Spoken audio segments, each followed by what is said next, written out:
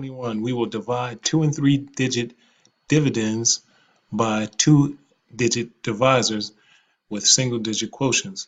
And we're going to make the connection that we've been making in the past couple lessons. So it's just an extension of lessons 19 and 20. So let's go ahead and start dividing. Our directions ask us to divide, and then we're going to check with multiplication. So we're going to do both steps here. Let's see. I know that if I had $300 bills, I couldn't divide that by 53 people. So I would have to say 3 divided by 53 is 0. Don't forget to list your steps out if you need to. Most of us should be able to do it without listing these, but it's always good to have. So that was my division. Now I'm going to do my multiplication. I get 0. Subtraction, 3 minus 0 is 3. Bring down my 2 tens, and then I'm going to repeat. Well, can 32 be divided by 53? We cannot divide 32 $10 bills by 53 people. We would have to decompose it, and we're going to do that this next step here. So we said 0, multiply 53 times 0 is 0, subtract, and we have 32 minus 0 is 32. Next step, we're going to bring down our 6. So now we decomposed our, if we were talking about money here, we decomposed our money, so now we have 326 $1 bills. So 326 $1 bills, can we divide that by 53?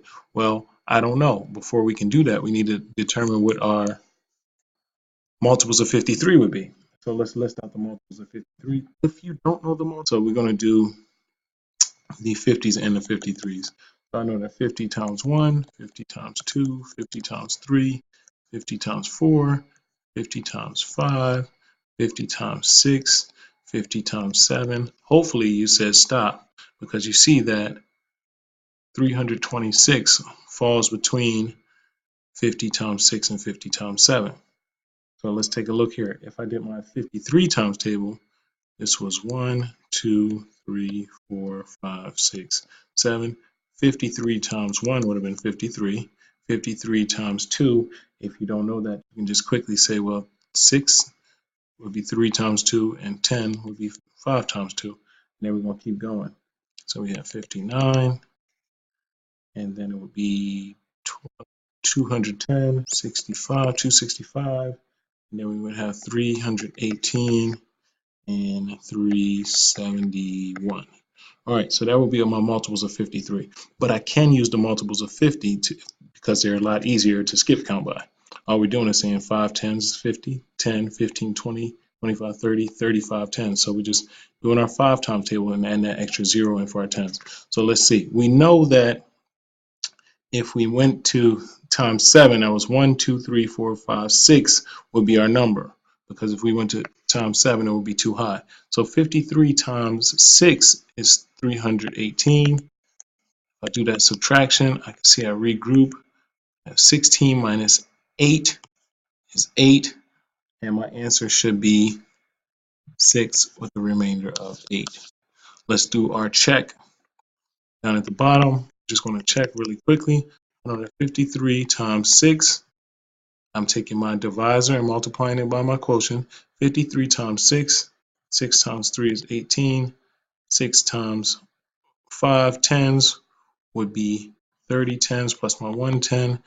And now I have my 318 plus my remainder of 8. And it should give me 8 and 8 is 16. Regroup 2 tens, 300s. That's my check right there. I know that my product from my multiplication plus my addition is going to be my original dividend. Let's move on. You have 192 divided by 38. So we say, can we take $192? We have $100 bill, 9 tens, and 2 ones. Can I divide 100? If I have $100 bill, can I divide it by 38? The answer is no. So when we divide, we're going to have to decompose. All right, so we have our steps here, and let's go through them. So I say, did my division. I know that 100 cannot be divided by 38. 1 in the hundreds place cannot be divided by 38. Multiply 38 times 0 is 0. Subtract, get 1, bring down my 9. Now I have 19 tens. If I had 19 $10 bills, can I divide that by 38 people? No, I cannot. So we're going to have to repeat the process. 19 divided by 38 is 0. 38 times 0 is 0. 19 minus 0 is 19. Now I decompose that all the way out, and I have 192 divided by 38. Well, before I can say how many times it is, I need to skip count by 38. It's probably easier to skip count by 40, but you want to make sure that you are accurate when you do this estimation. So if I'm skip counting by 40, I know it'll be 4 times 10 to get 40. So 4, 8, 12, 16, 20, 24. Oh, hopefully you said stop because I'm only trying to get to 190. That's 80, 120, 160, 200, 240. So I know it's going to be in between here. That was times 1, times 2, times 3, times 4. So now let's skip count by 38. We skip count by 40 and said 4. You could just say, well, let's try 4 and say, well, 4 times 38, 4 times 8, 2. Regroup my 3 tens. Then I say, well, 4 times 3 tens would be 12 tens plus 3 tens, 12, 13, 14, 15.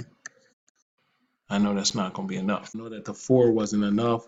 So what I need to do is get rid of that 4. And let's just go ahead and say, well, if it's not 4, then it's going to be 5. So 5 times 8 is 40. 5 times 3 tens is 15 tens plus 4 tens is 19 tens.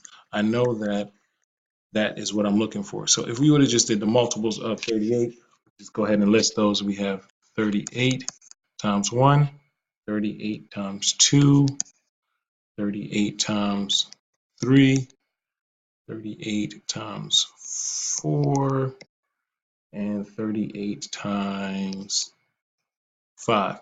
So I know that if I did it by my estimated 40, it would have fell in this range, but because the actual number was 38, my actual divisor was 38, this is going to be what I'm looking for, and it was times 1, 2, 3, 4, 5.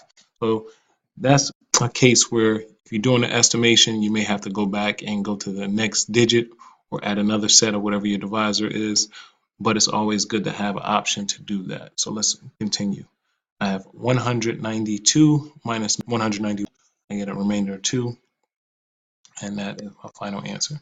Now to check this, we're just going to do simple math. 8 times 5 is 40. 8 times 3 tens is 15 tens, plus 4 tens is 19 tens.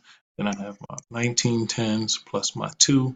When I'm saying 19 tens is equal to 190 plus 2 equals 192.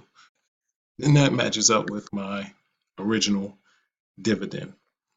So there you have it, lesson 21. Remember, if you're going to use that estimation, always be careful. You may have to go back and multiply that or check your multiplication. Instead of multiplying all the way out, you can just do maybe 38 times 4 and 38 times 5 instead of skip counting by 38s all the way down to whatever you have to. Either way, always check your work. Make sure that you have the correct answer. And once again, you can see here, my remainder is less than my divisor. If it was a situation where I had 4 for my quotient, this would have been 4 with a remainder of 40. And remember, I can pull another set of 38 out of that 40 to give me the 5 remainder of 2. Hopefully you see that. If you don't, ask me about it in the comments, and I will reply into your comments as soon as possible. As always, like and subscribe. Hope this is helping. Keep up the good work.